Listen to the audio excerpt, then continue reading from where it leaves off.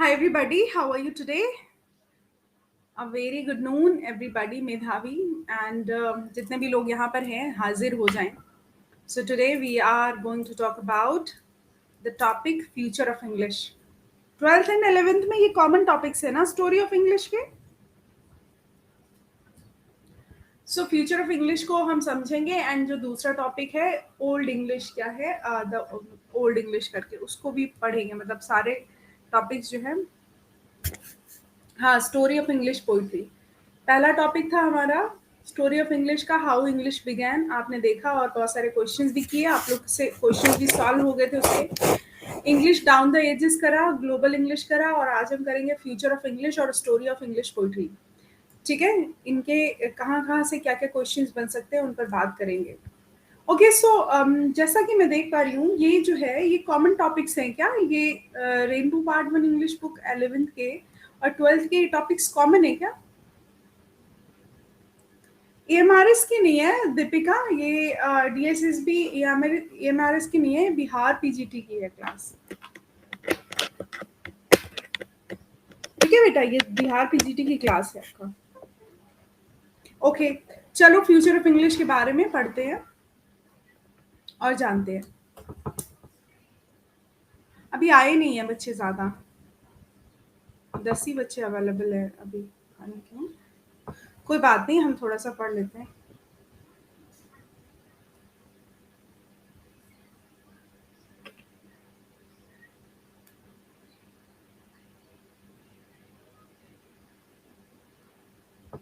हमको बहुत ज़्यादा परेशान होने की ज़रूरत नहीं है टॉपिक के लिए, सारी चीज़ें अवेलेबल है. ऑलराइट, यहाँ पे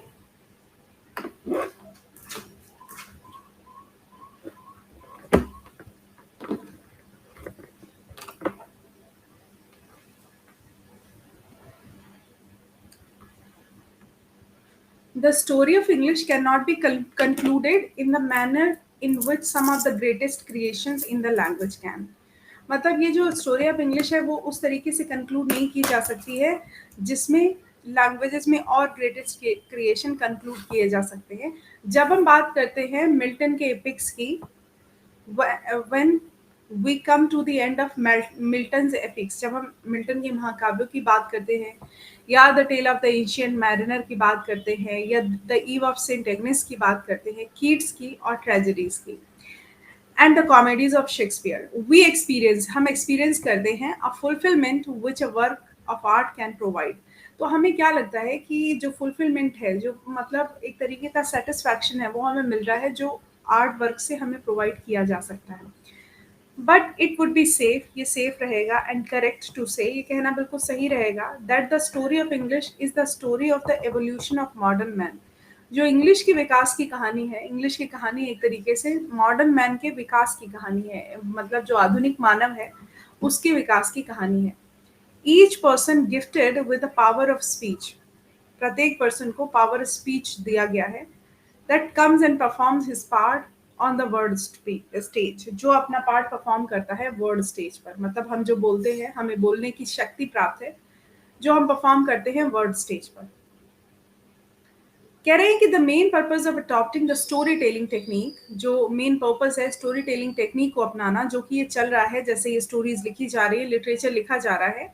ये स्टोरी टेलिंग टेक्निक है इज टू फैमिलराइज, ये फैमिलराइज करती है लैंग्वेज 2 और लैंग्वेज 3 लर्नर्स को, ये समझने के लिए कि कैसे लैंग्वेज को एंजॉय करें और अपने आप को इक्विप करें टू मास्टर अ लैंग्वेज, किसी लैंग्वेज में जो मास्टर होने के लिए, किसी लैंग्वेज की जानकारी रखने के लिए, which will enable better human understanding, जो कि हमें एक अच्छी मानवीय समझ देगा, बेटर ह्यूमन अंडरस्टैंडिंग देगा, कोऑपरेशन देगा और वर्क कल्चर देगा, जिस तरीके से हम बेसिकली कार्य कर सकते हैं.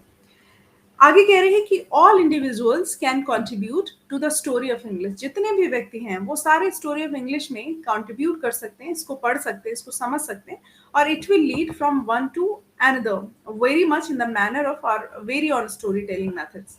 अब इसमें जो क्वेश्चंस की अगर हम बात करें तो इसमें आपका इसको बस समझना है एक तरीके से, इसमें कोई इतना इंपॉर्टेंट क्वेश्चन नहीं बन रहा है जिसमें आप फंस जाए. ओके सो कुल मिला के जैसे इसमें लिखा है कि स्टोरी टेलिंग टेक्निक को अडॉप्ट करने का मेन पर्पस क्या था, ठीक है, तो स्टोरी टेलिंग टेक्निक जो है उसको अडॉप्ट करने का मेन पर्पस ये था, so that you can enjoy, learn and equip yourself to master a language. तो ये लैंग्वेज लर्नर्स को समझाने के लिए स्टोरी टेलिंग टेक्निक का यूज किया गया, है ना। अब स्टोरी टेलिंग टेक्निक से हमें क्या मिलेगा? बेटर ह्यूमन अंडरस्टैंडिंग मिलेगी, कोऑपरेशन मिलेगा, वर्क कल्चर मिलेगा।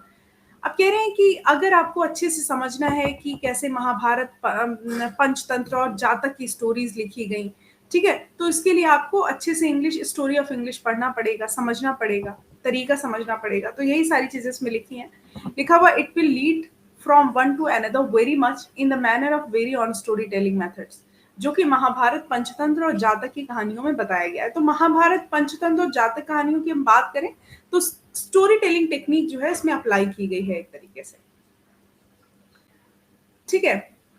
अब आगे देखते हैं कि डिस्पाइट आर डेलिबरेशन, जो हमारे डेलिबरेशंस हैं on the growth of English, English के विकास को लेकर के, तो वो सवाल ही उठता है, the question that remains nagging is, जो सवाल जो परेशान करता है हमें। हमने ग्रोथ तो देख ली, लेकिन जो सवाल हमें परेशान करता है वो ये है कि what is the future of English, English का फ्यूचर आखिर क्या है ना। अगर हम स्टोरी ऑफ इंग्लिश को देखें तो इंग्लिश का फ्यूचर आखिर क्या है। सम पीपल थिंक, कुछ लोगों को लगता है that history will repeat itself and English will go the same way as Latin, मतलब लैटिन जो है वो पहले से चली आ रही है, राइट। लैटिन जो है वो, तो ये कह रहे हैं कि इंग्लिश जो है वो सेम तरीके से चलेगी जैसे लैटिन चली है। तो क्या लिखा हुआ है कि 800 साल पहले, यहाँ पे ये क्वेश्चन बन सकता है, Latin was a world language, है ना, जो लैटिन थी वो पूरे विश्व की भाषा थी। It spreaded all over, it spreaded all over Europe as the Roman Empire grew.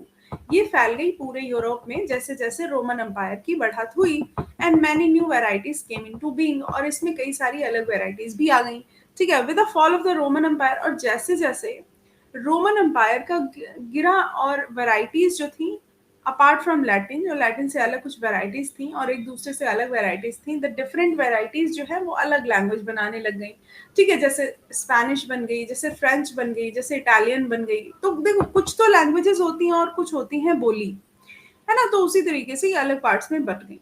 Latin became a language no longer in popular use. अभी लैटिन जो था रोमन एम्पायर के गिरने के बाद में लैटिन का कोई यूज नहीं रहा, क्योंकि लैटिन भाषा टूट गई, क्योंकि रोमन एम्पायर टूट गया, लोग अलग हो गए, स्पेनिश अलग हो गए, फ्रेंच अलग हो गए, इटालियन अलग हो गए। तो क्या होता है, लैंग्वेज जहां से आती है अगर वो चीज ही पावरफुल नहीं है तो फिर लोग उस लैंग्वेज को घास नहीं डालते हैं, है ना। यही बात है।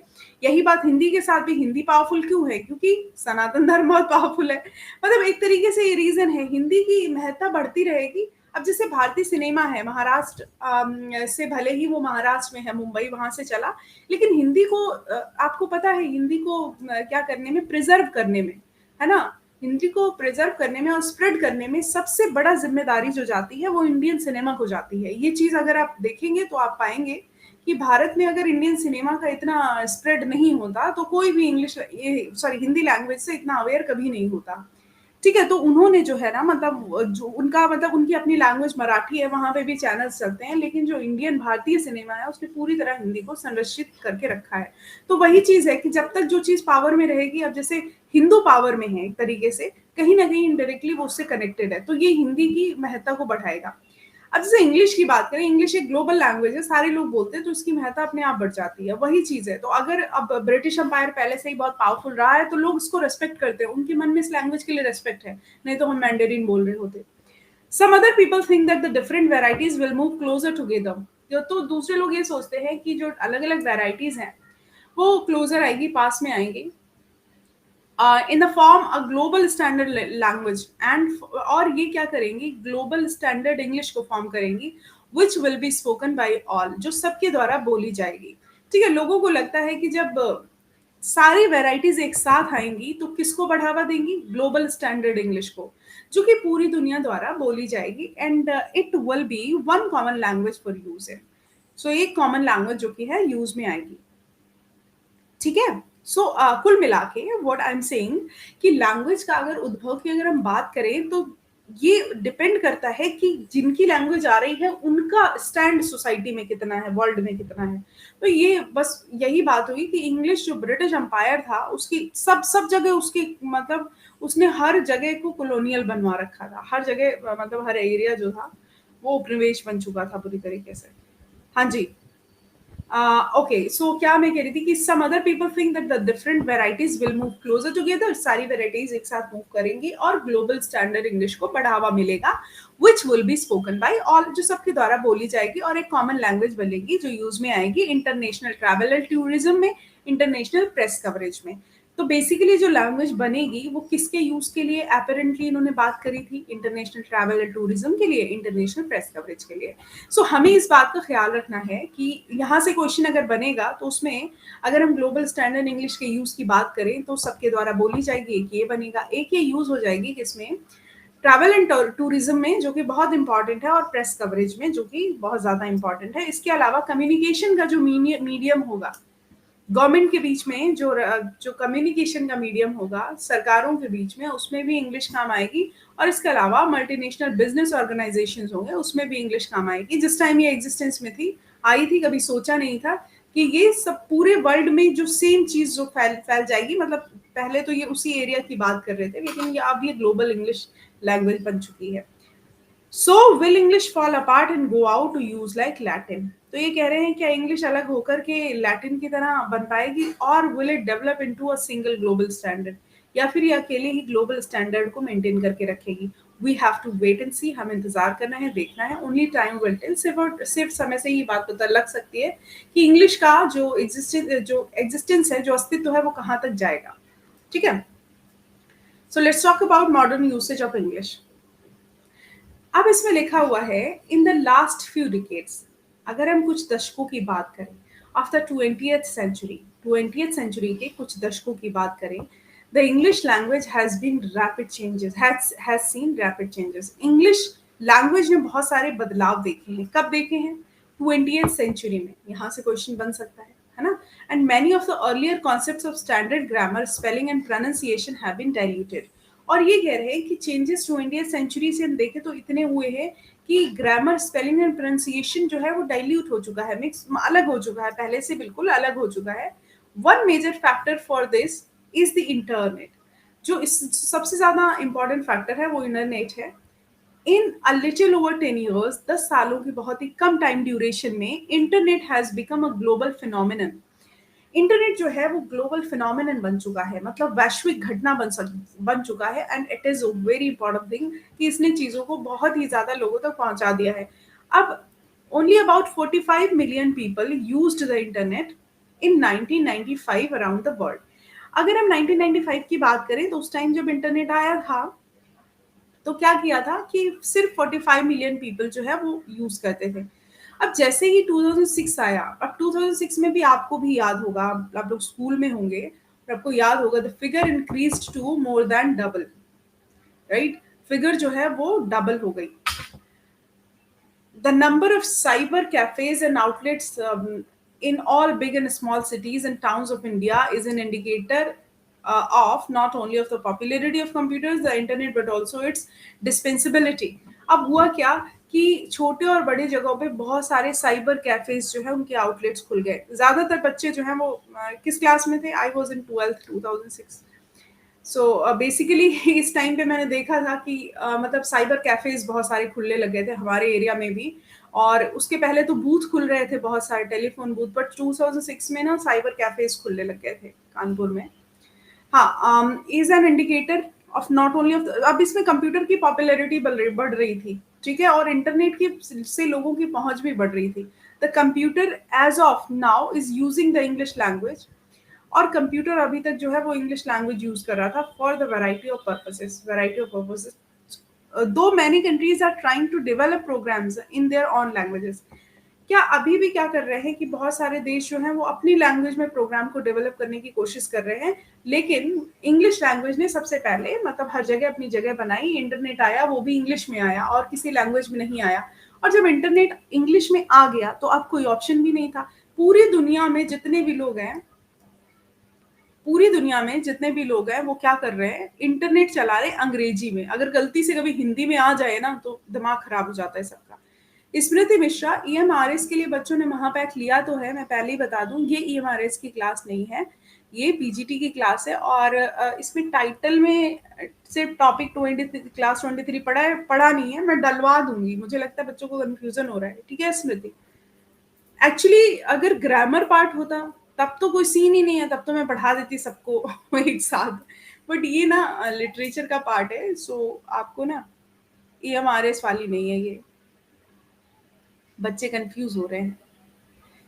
चलो इसको पढ़ते हैं, उसके बाद कुछ क्वेश्चन सॉल्व कराते हैं आपको, और उसके बाद हमारा जो दूसरा टॉपिक है वो पढ़ते हैं। आप लोगों को मैंने नंबर दिया था, आप में से कोई लोग मेरे से कांटेक्ट करो और मुझे बिहार का जो मटेरियल आपके पास जो बिहार की बुक्स होंगी वो नेट पर अवेलेबल नहीं है, और दिल्ली में भी शॉप्स पर भी अवेलेबल नहीं है, और अगर मैं ऑनलाइन मंगाऊंगी तो आने में टाइम लग रहा है।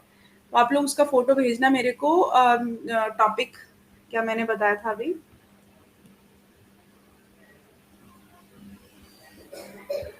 हाँ, जो हमारा स्टोरी ऑफ इंग्लिश पोइट्री है ना, उसका आधा टॉपिक मेरे पास अवेलेबल है, आधा है ही नहीं, मिला ही नहीं मेरे को। सो उसका आधा टॉपिक आप लोगों में से कोई मेरे को कांटेक्ट करके भेजेगा। ठीक है, मैंने कल नंबर दिया था, और अगर नंबर नहीं है तो मेरे को वो करना, टेलीग्राम पे भेजना पूरा टॉपिक। ठीक है, मैं क्वेश्चंस कैसे बनाऊँ उस पे, क्वेश्चंस वैसे हैं मेरे पास। चलो इस पे बात करते हैं थोड़े। श्वेता, नेहा, हाँ नेहा तुम ही भेजो, कोई भी भेजे मेरे को सारी चीजें। कल मैंने नंबर दिया था बेटा, अभी अभी अभी चलो मैं दे देती हूँ नंबर। नंबर देने में मेरे को कोई प्रॉब्लम नहीं है, मुझे पढ़ने वाले बच्चों को कॉल करते नहीं है। नेहा नंबर है क्या तुम्हारे पास? अगर नंबर है तो भेज देना।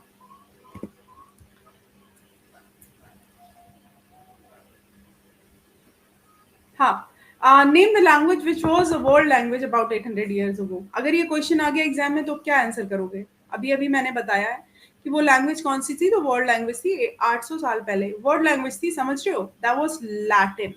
ठीक है, it spread all over Europe as a Roman empire grew. जैसे रोमन एम्पायर बढ़ा और नई वैराइटीज एग्जिस्टेंस में आई। Now the question is why is Latin no longer in popular use? कोई भी लैंग्वेज पॉपुलर यूज में तब नहीं रहती है जब उसके एग्जिस्टेंस वाले जिन्होंने एग्जिस्टेंट किया है वो उन लोगों की इंपॉर्टेंस में कमी आ जाती है। तो वही लैटिन लैंग्वेज के साथ हुआ। ये पॉपुलर यूज में नहीं है क्योंकि रोमन एम्पायर जो है, ये क्वेश्चन यहाँ से डायरेक्ट रीजन आ सकता है कि क्यों ये पॉपुलर यूज में नहीं है। तो डायरेक्ट आपका ऑप्शन आ सकता है ये कि Roman, the fall of the Roman empire. ठीक है, द रीजन क्या था? The fall of the Roman empire, Roman empire का जो पतन था इस वजह से। ठीक है। अच्छा, अगर ये पूछा जाए कि आफ्टर लैटिन कौन सी डिफरेंट वेराइटीज ऑफ लैंग्वेजेस आई एग्जिस्टेंस में, सो द राइट आंसर होगा हमारा स्पेनिश, फ्रेंच एंड इटालियन। यहीं से क्वेश्चंस आपके बनेंगे, कोई बहुत ज्यादा आपको परेशान होने की जरूरत नहीं है। हाँ, ओके, नेम थ्री एरियाज। हम थ्री एरियाज की बात करेंगे इंग्लिश लैंग्वेज की, in which rapid changes have been notice, जहां पर रैपिड चेंजेस नोटिस किए गए हैं in the last few decades, पिछले कुछ दशकों में, जहां पर रैपिड चेंजेस जो है वो नोटिस किए गए हैं। हाँ नेहा, 9650620443। ठीक है, ये है। और इस पे मेरे को जब भी टाइम मिले, जब भी क्लास नहीं हो, तो मेरे को फ्यूचर ऑफ इंग्लिश का पूरा वो भेजना टॉपिक क्लियरली फोन से। उसके क्वेश्चंस कराने हैं आपको, और मेरे को टॉपिक मिल नहीं रहा है, और जो क्वेश्चंस यहाँ पे हैं, मेरे को सारे टॉपिक्स क्वेश्चंस बेसिकली बनाने हैं, और जो टॉपिक्स अवेलेबल हैं यहाँ, मतलब जो ऑनलाइन अवेलेबल नहीं है, क्वेश्चंस भी कुछ भी अवेलेबल नहीं है, आपको नया देना पड़ेगा मटेरियल सारा। Okay, so name three areas of English language in which rapid, तो क्या मेनली थ्री एरियाज की बात करें इंग्लिश लैंग्वेज की, in which rapid changes have been noticed in the last few decades। ये एरियाज जो है आपके इंग्लिश ग्रामर है, स्पेलिंग एंड प्रोनाउंसिएशन है। ठीक है, English grammar, spelling and pronunciation. तो अब ये कह रहे हैं जो कॉन्सेप्ट है ग्रामर का, स्पेलिंग का, प्रोनाउंसिएशन का, ये सिंपल बन चुका है, जिससे कि इंग्लिश लैंग्वेज जो है वो बहुत तेजी से बढ़ गई है ना। इंग्लिश ग्रामर की अब आप सारे लोग भले ही लिटरेचर उतना ना पढ़े, लेकिन ग्रामर सबको पता है, प्रोनाउंसिएशन सबको पता है, स्पेलिंग्स भी ऑलमोस्ट पता है, बच्चे बच्चे को सारी चीजें पता है। सो दैट्स वाई चीजें जो है हमें बहुत ज्यादा इजीली अवेलेबल है हमारे लिए। अब इंटरनेट की जो अगर हम बात करें, तो कंप्यूटर और प्रोग्रामिंग इंग्लिश जो है ये बहुत तेजी से यूज की जा रही है, इस वजह से इंग्लिश जो है अपनी इम्पोर्टेंस बना रही है। तो ये अच्छी बात है, मतलब इसमें कोई बुराई नहीं है। आप लोग को भी ये लैंग्वेज समझ आती होगी, अच्छी होती होगी, तो अच्छा ही है, ये लैंग्वेज एग्जिस्टेंस में आएगी, तो उसमें कोई वो नहीं है। नेक्स्ट क्वेश्चन कह रहे हैं फ्यूचर ऑफ इंग्लिश, कि फ्यूचर क्या है इंग्लिश का, तो ये ऑब्जेक्टिव टाइप में तो बनेगा नहीं क्वेश्चन। है ना? अगर बन भी गया मान लीजिए स्टेटमेंट में, तो क्या पूछेंगे? Future of English it is very bright in India, लिखना तो है नहीं, तो इसमें कुछ ऐसा नहीं है। ठीक है, अब आते हैं इसके क्वेश्चंस पर। Objective type, it may be set to be the link language of the country, it played the important role. इसको हम क्या बोलते हैं? लिंक लैंग्वेज बोलते हैं, और ये आप लोगों को पहले से पता है, और ये बहुत ही इंपॉर्टेंट रोल प्ले करती है। अच्छा, हमारा हमारी लड़ाई जो ब्रिटिश के अगेंस्ट हुई थी, उसमें इसने बहुत इंपॉर्टेंट रोल प्ले किया। It brought different people belonging to different regions speaking different language on one platform. हुआ ये कि अलग अलग रीजन में भी लोग अंग्रेजी जानते थे, तो इसीलिए हम लोग बात कर पाए, कनेक्ट कर पाए। ठीक है। सो अब इसमें लिखा है कि the English has future in this country also because Indian is economically a rising country. India जो है वो, हाँ, इकोनॉमिकली राइज कर रही है, ये रीजन इन्होंने अच्छा दिया है। जितने भी रिसेंट इन्वेंशंस हो रहे हैं, जितने भी डिस्कवरीज हो रही हैं, वो इंग्लिश की बुक्स में लिखी गई हैं। ठीक है। अगर हमको इंग्लिश नहीं आ रही होगी तो हम चीज़ों को नहीं पढ़ सकते हैं। तो ये बात तो आपको समझनी पड़ेगी कि जैसे हम लोग जो है कभी भी इंग्लिश को नकार नहीं सकते हैं, क्योंकि अगर हमें इंफॉर्मेशन चाहिए चीज़ों की, ओके नेहा, अगर हमें चीज़ों की इंफॉर्मेशन चाहिए तो हमें इंग्लिश पढ़नी पड़ेगी, इसके अलावा हम और कुछ नहीं कर सकते। So it is all about the thing. चलिए, the English language is much younger then.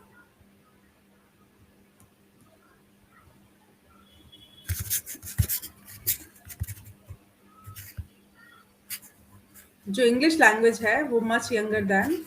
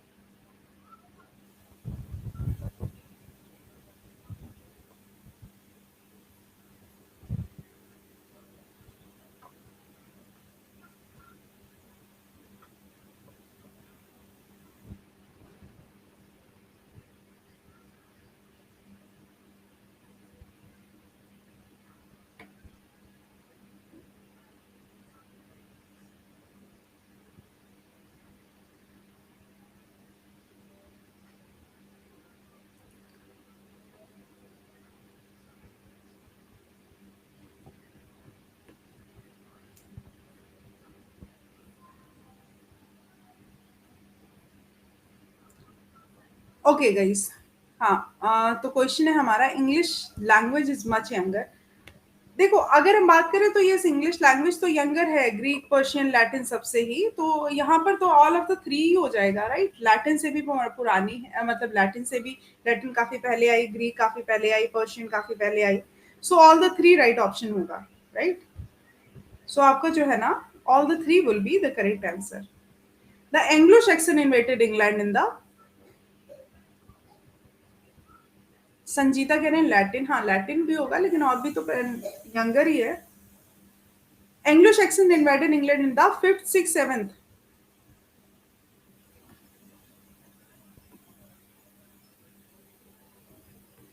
देखो, एंग्लो सैक्सन का जो टाइम पीरियड था, एंग्लो सैक्सन्स इन्वेडेड इंग्लैंड, इन्होंने इन्वेड किया, जो इनका इन्वेजन था वो था फिफ्थ सेंचुरी। ठीक है। इन्वेड मतलब अटैक, आक्रमण किया। The English language of today reflects centuries of political and social developments. जो इंग्लिश लैंग्वेज है आज की, वो क्या रिफ्लेक्ट करती है, मतलब वो रिफ्लेक्ट करती है किस सेंचुरीज की बातें, पॉलिटिकल एंड सोशल डेवलपमेंट्स की। आज की जो है इंग्लिश लैंग्वेज, वो किसकी बात करती है? वही है, मतलब जो आज की लैंग्वेज है वो कब की है? फिफ्थ, नहीं नहीं, फिफ्थ सेंचुरी की बात कर रहे हैं संजीता, मेधावी, हाँ, फिफ्थ सेंचुरी की ही बात कर रहे हैं। Who were called together the Anglo Saxons, ये हम पहले पूछ भी चुके हैं।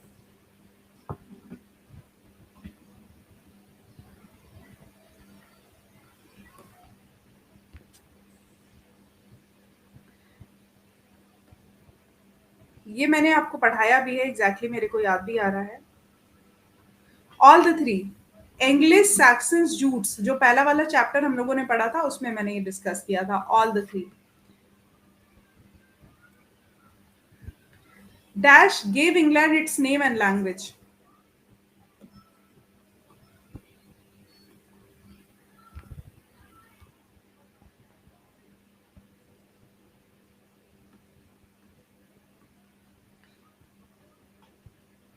श्वेता, संजीता, नेहा। नहीं, एंग्लो सैक्सन्स होगा right answer guys, B option correct होगा, एंग्लो एंग्लो सैक्सन्स होगा, राइट, बी ऑप्शन करेक्ट है। एंग्लो सैक्सन ने इंग्लैंड को इसका नाम और लैंग्वेज दिया। एंग्लो सैक्सन बहुत इंपॉर्टेंट है। The history of English language is just about, जो हिस्ट्री है इंग्लिश लैंग्वेज की वो कितने साल की है?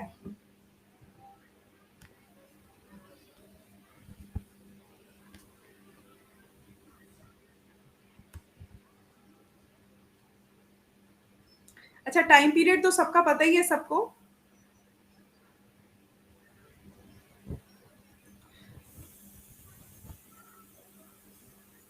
The history of English language is just about 1500, 1500 years old। Time period सबको पता है ना, एंशियंट, मिडिवल, मिडिल इंग्लिश और मॉडर्न इंग्लिश का, इसको तो बताने की जरूरत नहीं है। ठीक है।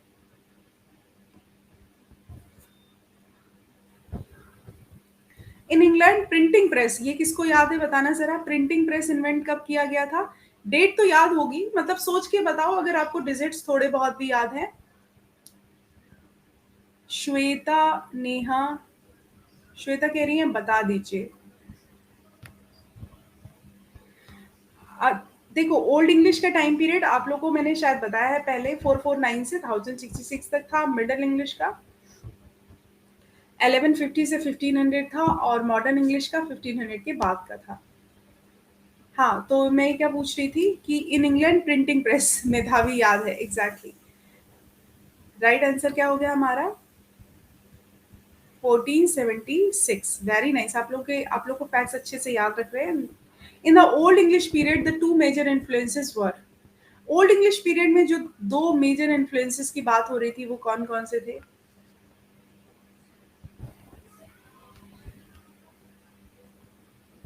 देखो, ओल्ड इंग्लिश पीरियड में लैटिन एंड ग्रीक नहीं, Latin and Scandinavian,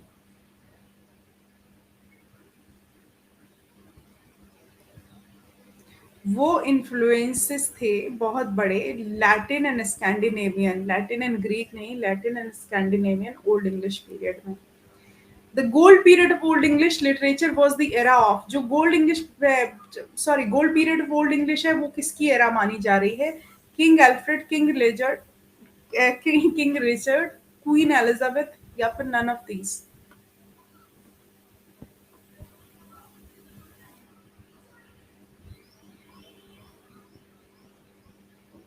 the gold period of old English literature.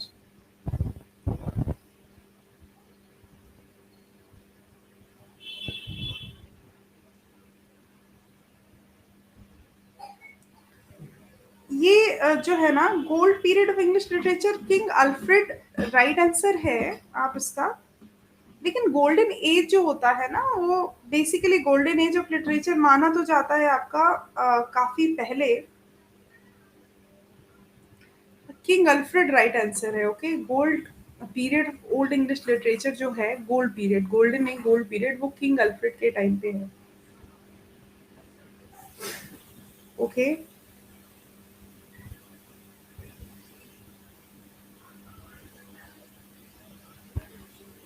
Actually ये जो एरा था ये 849, 849 बोलूं या 871 से 886 बोलूं?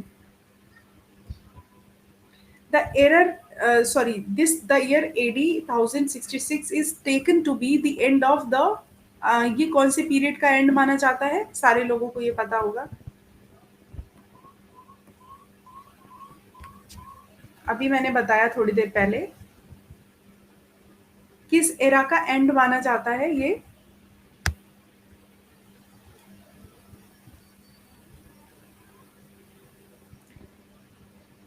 1066 शैबस्टन में। देखो ये ओल्ड इंग्लिश की, अभी मैंने आपको बताया था ओल्ड इंग्लिश का अंत माना जाता है ये। कब से कब तक है बताना जरा कमेंट सेक्शन में, अभी मैंने आपको बताया था ओल्ड इंग्लिश का टाइम पीरियड, अभी आपको बताया था मैंने, कब से कब तक बताया था। आप लोगों ने शायद आंसर मतलब मैंने लिखा नहीं था old English.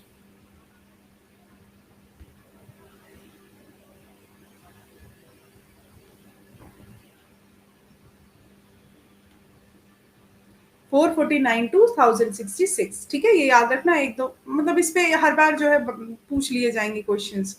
First phase of middle English literature covers the period. First phase of middle English literature covers the period. Okay, Iram, Sanjeeta, Shweta, Sebastian, Neha. मैं कह रही हूँ first phase of middle English literature कौन से पीरियड को कवर करता है।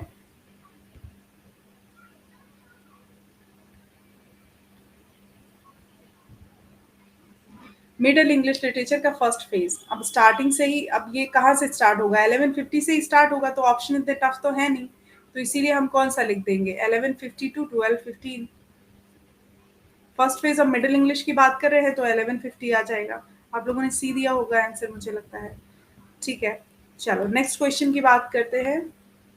चॉसर, गोवर, लैंगलैंड, वाइक्लिफ, ये इंपॉर्टेंट राइटर्स हैं किस पीरियड के।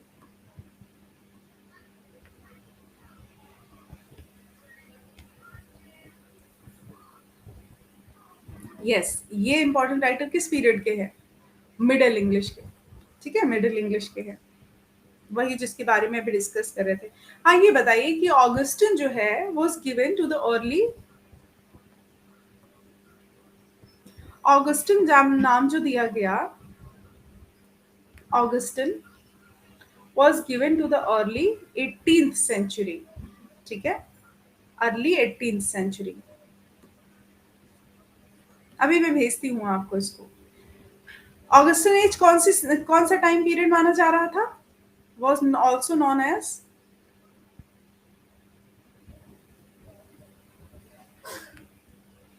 18th century. 19th लिखा हुआ है, 18th सेंचुरी। 18th सेंचुरी है, उसमें लिखा नहीं है वैसे, ऑप्शन में नहीं है। 1919 लिखा हुआ है, 18th सेंचुरी नहीं लिखा हुआ है।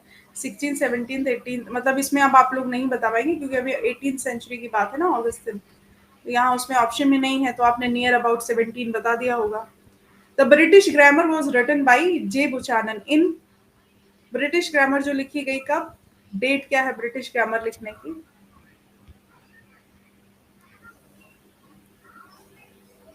1762। 1762 ब्रिटिश ग्रामर, जे बुचानन द्वारा। In the UK, the USA, Ireland, Canada, Australia, New Zealand, and South Africa, English is spoken as what? Foreign language, second language, mother tongue, none of these.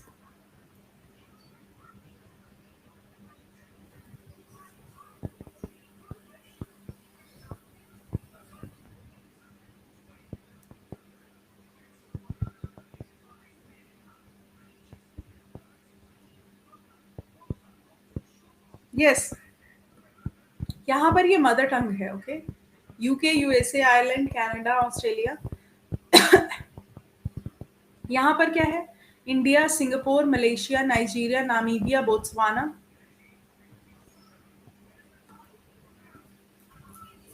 Yes, वहां पे तो mother tongue थी, लेकिन यहाँ पर क्या है, इंग्लिश हमारी सेकंड लैंग्वेज है। ओके, हाँ श्वेता नेहा, इंग्लिश जो है ये हमारी सेकंड लैंग्वेज है। ये भी बड़ी बात है कि इंग्लिश हमारी सेकंड लैंग्वेज है इंडिया में, तो जब सेकंड लैंग्वेज है तो लोगों को इंग्लिश के प्रति इतना गुस्सा नहीं होना चाहिए। English is also used as a by Anglo Indian community के द्वारा। इंग्लिश कैसे यूज की जाती है, जो भारत की एंग्लो इंडियन कम्युनिटी है, नहीं एंग्लो इंडियन जो है ना, उनके लिए मदर टंग है। एंग्लो इंडियन जो होते हैं ना वो इंग्लिश ही बोलते हैं, उनके लिए वो नेटिव स्पीकर्स जैसे ही बात करते हैं। एंग्लो इंडियन होते हैं ना, उनके लिए मदर टंग ही होती है इंग्लिश।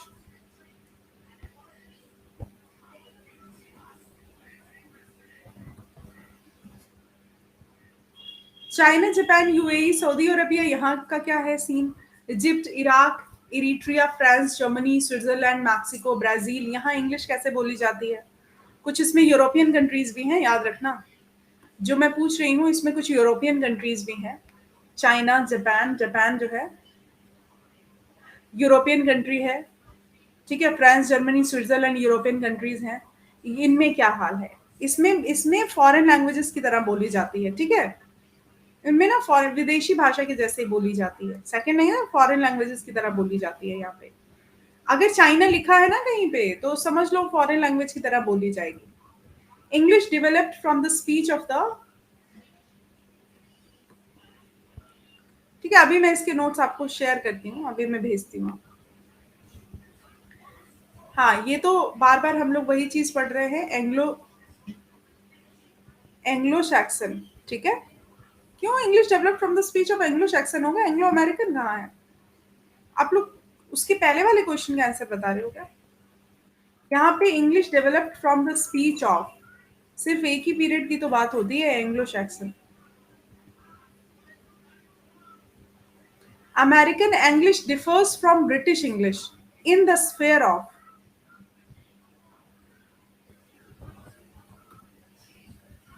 जो अमेरिकन इंग्लिश है वो ब्रिटिश इंग्लिश से अलग है in the sphere of spelling, vocabulary, grammar, all the three. All the three, spelling में भी, वोकैबुलरी में भी, ग्रामर में भी।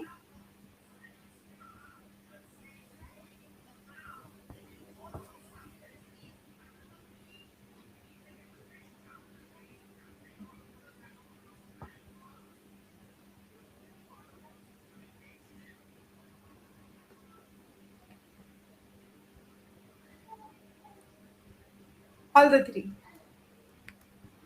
About Latin was a world language, अभी मैंने आपको बताया। ये आप लोग खुद बताएंगे क्योंकि अभी मैंने आपको बताया। अच्छा, आरपी क्या था ये पहले बता दो, फिर उसके बाद मैं आपसे पूछूंगी व्हाट आरपी वाज।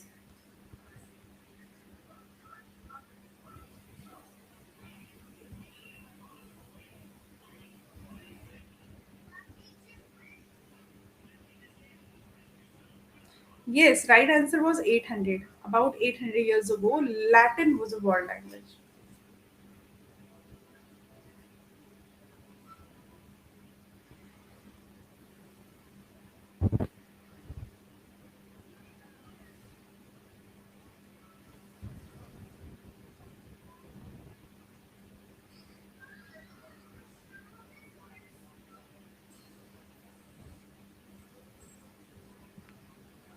ओके, ठीक है। अभी क्या करते हैं,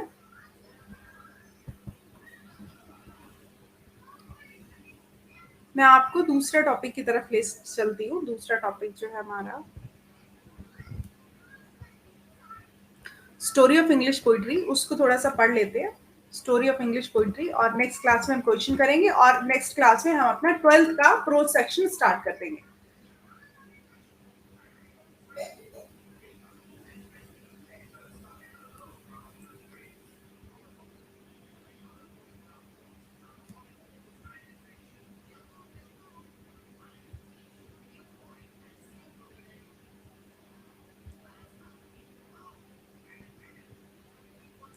श्वेता, प्रोज कर लो, मैं पोइट्री करा दूंगी। ज्यादा नहीं, आपका ज्यादा आपको प्रेशर नहीं लेना, आपका सिलेबस पूरा हो जाएगा, क्वेश्चंस भी आपको मिल जाएंगे। और आज से ही मैं आपको इंग्लिश लिटरेचर के ऑब्जेक्टिव टाइप्स ग्रुप में भेजना शुरू कर दूंगी। मैंने बोला था, मैंने मटेरियल भी ले लिया है, बट वो मैं थोड़ा सा टाइम की प्रॉब्लम की वजह से नहीं भेज पा रही थी। वो आप लोग करते रहिए मीन वाइल।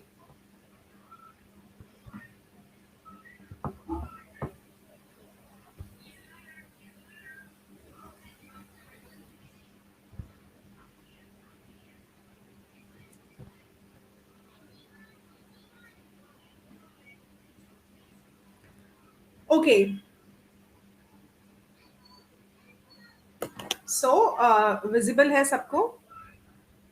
इसके आगे का देखो, मेरे पास थोड़ा सा है जिसको हम डिस्कस करेंगे। आगे का पार्ट आप लोग मुझे भेजेंगे। Neha is saying to send me that thing, तो she will send me that. You have read many poems in your text books, rainbow part 1 and part 2। आप लोग कहोगे yes, you must have noticed certain common things in them. आपने कुछ common things जो है वो उसमें नोटिस करी होंगी। क्या कॉमन थिंग्स हैं? The meaning of the words in a poem is quite different from that we find in a short story or in a drama. Obviously, कह रहे हैं कि जो words होते हैं poem में वो बिल्कुल अलग होते हैं जो हम short story और drama में देखते हैं. Here words are used not just for meaning but also for their sound and images. क्योंकि वहाँ पे जो words होते हैं ना वो उसलिए नहीं यूज होते हैं कि मतलब आपको मीनिंग बताएं, वो साउंड एंड इमेजेस के लिए यूज होते हैं, है ना? ये आपको पढ़ना जरूरी है. Let us recall the following lines from W H. Auden. Auden की कुछ लाइंस को हम देखते हैं. इन्होंने क्या लिखा है? Now the leaves are falling fast, nurses flowers will not last, nurses to the graves are gone and the prams go rolling on. ठीक है, अब इसमें आपने देखा एंड पढ़ा.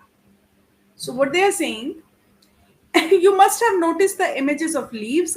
पत्तियों की फोटो दिमाग में आई होगी, फ्लावर्स आए होंगे दिमाग में, कब्र आई होंगी, प्रैम्स आए होंगे, ये सब चीजें दिमाग में आई होंगी. तो अब जब दिमाग में ये चीजें आई हैं तो अब इनके साथ जो मतलब दूसरी लाइन में जो बन सकता है,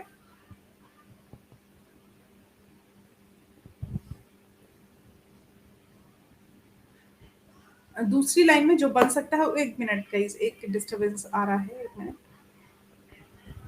मैं अड्डा 24/7 पढ़ा रही हूँ और somebody is asking for the resume.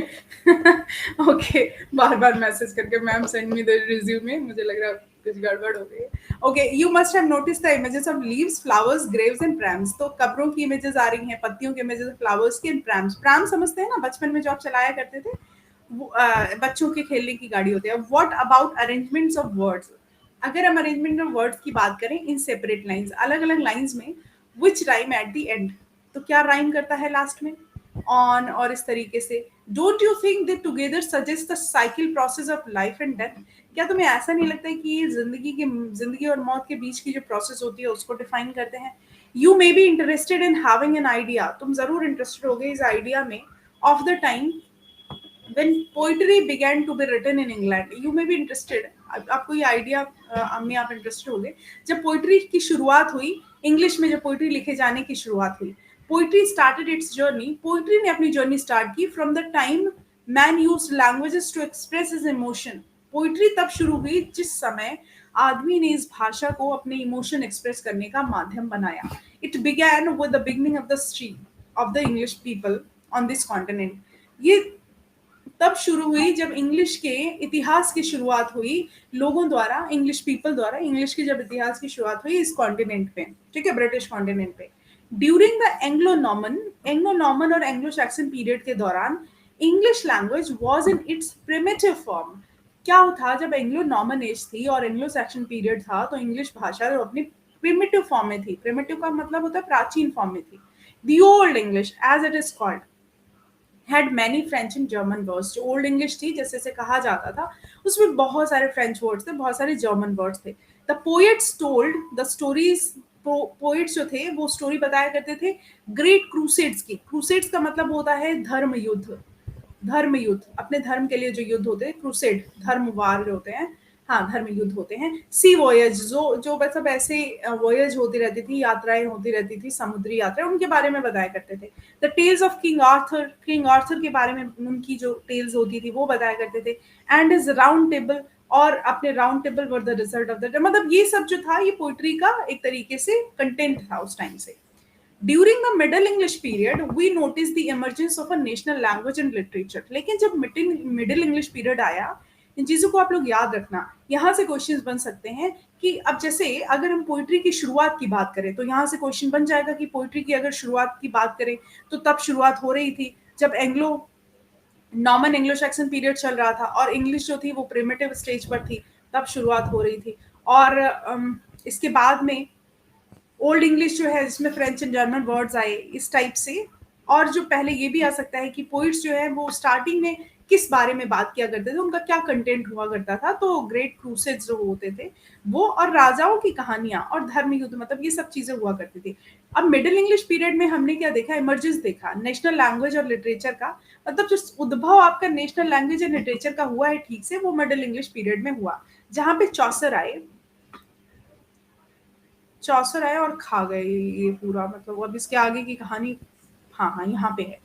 हाँ, तो क्या हुआ, Geoffrey Chaucer made great contribution in his regard. सबसे ज्यादा अगर हम देखें किनका नाम आ रहा है तो चॉसर का नाम आ रहा है, ठीक है। In his the Canterbury Tales, ये बड़ी इंपॉर्टेंट है, इसमें सारी चीजें आपको इसके बारे में पढ़ लेनी है। He describes the country, the people and their beliefs. उन्होंने, अगर ये पूछा जाए द कैंटरबरी टेल्स में जो कि जेफरी चॉसर ने लिखी है, उसमें क्या डिस्क्राइब किया गया है, तो country, the people, their beliefs, ये सब वहां पे बताया गया है। These things still appeal to us, ये हमें अभी अपील करती हैं। The poem presents characters such as wife of Bath। ये सरदार के बारे में, जो नोबल सरदार थे, उसकी वाइफ के बारे में, the squire, the friar, the prioress, और लोगों के बारे मतलब ये सब कैरेक्टर्स हैं कैंटरबरी टेल्स की, कहानियां हैं। दे स्टिल अम्यूज अस, वो हमें अम्यूज करती हैं, बिकॉज ऑफ देयर पेक्यूलरिटीज, अपनी अजीब तरीके की आदतों से। इन हिज पोइटिक वर्क्स, उनके अगर साहित्यिक कार्यों की बात करें तो Chaucer did not use the old English irregular line and literature alliteration. मतलब ना तो उन्होंने पुरानी लाइंस यूज करी हैं, ना ही अनुप्रास यूज करे हैं। The rim ram ruff as he humorously calls it, जिसको वो रिम रैम रॉफ कहते थे लिटरेशन को, वो उन्होंने यूज नहीं किया है। दूसरे जो इंपॉर्टेंट पोइट थे उस टाइम के, एक तो चॉसर हो गए, ठीक है, एक कौन हो गए, विलियम लैंगलैंड, ठीक है, दूसरे का नाम क्या था, विलियम लैंगलैंड। हिज, ये इनकी ये जो रचना है, the vision of Piers and Plowman, consist of series of dream visions. In this poem, he attacks the social ills and urges men to learn to love। मतलब अब उस टाइम पे सोशल इविल्स जो थे, गंदी सोसाइटी में जो गंदी चीजें थी, इसके अलावा आदमी को उन्होंने ये बताया कि प्यार कैसे करते हैं। ठीक है, it may B surprising for you, आपके लिए सरप्राइजिंग हो सकता है टू नो, ये जानना, दैट फॉर नियरली 200 ईयर्स, 200 साल के आसपास क्या हुआ, after Chaucer there was no great literary work produced. Chaucer के बाद में कोई भी लिटरेरी वर्क जो इंग्लैंड में प्रोड्यूस नहीं हुआ। One important exception is sir Thomas Malory. अब यहाँ पे कौन कौन से नाम आए, चौसर आया, लैंगलैंड आया, उसके बाद आया सर थॉमस मिलरी और इनकी book Le Morte d'Arthur. The poem is a collection of stories about king Arthur. ये किंग आर्थर के ऊपर थी, उस टाइम किंग आर्थर का जमाना था तो उनके ऊपर थी। During the 15th century an intellectual movement called the Renaissance, Renaissance का मतलब पुनर्जागरण। तो क्या हुआ, 15th सेंचुरी के दौरान जो ये इंटेलेक्चुअल मूवमेंट आया, बौद्धिक आंदोलन आया, जिसको हम रेनेसा बोलते हैं, सख्त यूरोप, इसने पूरे यूरोप को साफ कर दिया। The word Renaissance means rebirth and refers to the revival of ancient Greek learning. अब जो रेनेसा आया एग्जिस्टेंस में, इसका मतलब था रीबर्थ, रीसरेक्ट करना, पुनर्जीवन, ठीक है। तो ये एंशिएंट ग्रीक लर्निंग का एक रिवाइवल की तरह से आया, तो उसने अब काफी सारी पुरानी चीजें भी इसने ऐड करनी शुरू कर दी। The spread of learning was aided by printed presses. अब जो लर्निंग की जो तेजी से बढ़त थी, उसकी जिम्मेदारी आई प्रिंटिंग प्रेसेस पे। जैसे ही प्रिंटिंग प्रेसेस आए, लोगों के बीच में चीजें जाने लगी। This made the classics available for the common man. अब इसमें क्या, कॉमन मैन के पास सारी चीजें अवेलेबल होने लगी। This generated a new spirit of inquiry and overthrew the institutions. अब इसने क्या किया कि इंक्वायरी की, जान पहचान करने की, लोगों की नई इच्छा को जन्म दिया, ठीक है। और इसी ने मिडाइवल एज के बिलीफ्स के बारे में बात करी। In England the influence of Renaissance was felt clearly. England की अगर हम बात करें तो वहां पे रेनेसा का जो प्रभाव था वो साफ साफ दिखाई दे रहा था। During the period from the accession of Elizabeth in 1558 to the death of James in 1625। तो ये जो रेनेसा का पीरियड था, ये एलिजाबेथ के पदग्रहण तक और जेम्स फर्स्ट की मृत्यु तक, मतलब ये 1558 से 1625 तक जो है वो बना रहा। Under Elizabeth's brilliant rule, Elizabeth का जो ब्रिलियंट शासन था, इंग्लैंड ने एक्सपीरियंस किया इंटरनल पीस और इकोनॉमिक प्रॉस्पेरिटी। मतलब क्या एक्सपीरियंस किया इन्होंने, इंटरनल पीस, मतलब पूरी की पूरी आंतरिक शांति हो गई और इकोनॉमिक पैसों की तरह, पैसे जो है वो समृद्धि वहां पे बढ़ गई। That emerged a world power. बस यहां तक इतना ही लिखा हुआ है शायद। द था लिखा हुआ है the three great poets of the time. तीन ग्रेट पोइट्स थे उस समय के, वो कौन कौन थे, क्रिस्टोफर मार्लो, इनको याद रखना है आपको, मार्लो, एडमंड स्पेंसर और विलियम शेक्सपियर, ठीक है। एलिजाबेथ के टाइम पे they practised and perfected several kinds of verse forms. उन्होंने बहुत सारे गद्य लिखे, such is epic romance, pastoral, elegy, sonnet, lyric, satire, बहुत सारे वर्स फॉर्म्स थे। Marlowe was basically a lyric poet, ये एक लिरिक पोइट थे। Even his plays like Tamburlaine, the Great, Doctor Faustus, Edward second, in इसमें इनकी imaginative approach जो है वो साफ पता चल रही है। And a quest for ideas. Spencer का जो शेफर्ड्स कैलेंडर है, ये इनकी पेस्टोरल पोयम है, ठीक है। His best known work the Faerie Queene is a romantic epic. ये सब क्वेश्चंस आपको अभी मैं उसमें इनके ऑब्जेक्टिव टाइप क्वेश्चंस आपको उसमें मैं कराऊंगी। इस पूरे टॉपिक को 2-3 बार पढ़ना है आपको, और इसके क्वेश्चंस मैं आपको भेज भी दूंगी, और इंग्लिश लिटरेचर के उसमें मैं कराऊंगी। उनका जो बेस्ट नॉन वर्क था the Faerie Queene is a romantic epic. ये शिवालरी पे बेस्ड है। It is also read for its allegory. इनका रूपक बहुत अच्छा था, ठीक है, और उसके लिए फेमस थे। इस पॉइंट ऑफ व्यू की बात करें तो जो पोयम है इनकी वो पोर्ट्रेट करती है पॉलिटिकल और रिलीजियस प्रॉब्लम की, उस एक इरा की।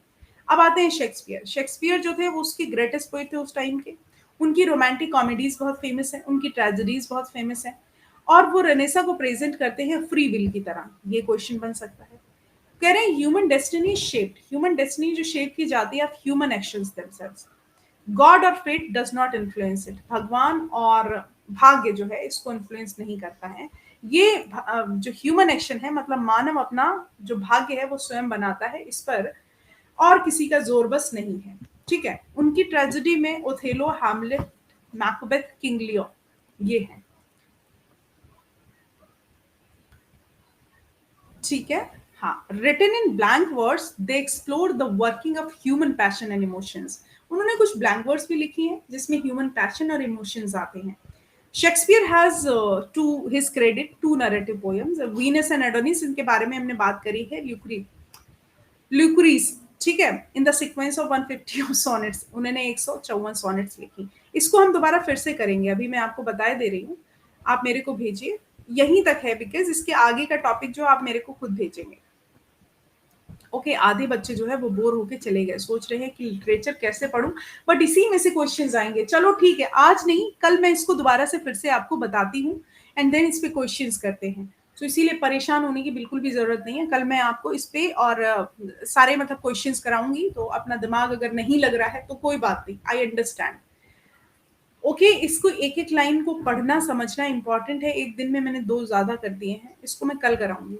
इतना कोई प्रेशर नहीं लेना है आप लोगों को। तो एक तो आप लोग बहुत परेशान हो रहे हो, मैंने देखा कि जब मैं कुछ पढ़ाती हूँ, इरम देखो, जब मैं कुछ पढ़ाती हूँ तो आप लोग कहते हो कि अभी ये नहीं हुआ है। जैसे अभी मैं 11th की बात कर रही हूँ, अब इसमें 12th आने वाला है, तो आप कह रहे हैं मैडम अभी पोइट्री नहीं हुई है। पोइट्री हो जाएगी।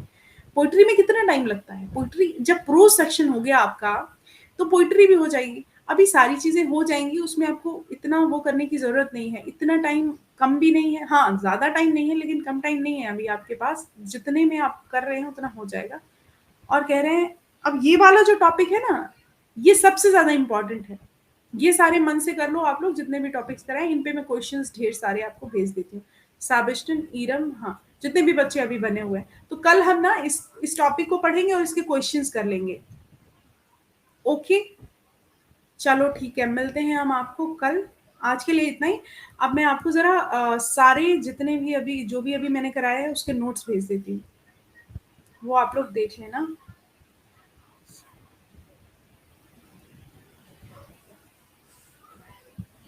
पीडीएफ बना के मैं आपको फ्यूचर ऑफ इंग्लिश का और स्टोरी ऑफ पोइट्री का अभी भेजती हूँ, ग्रुप में भी और इसमें भी।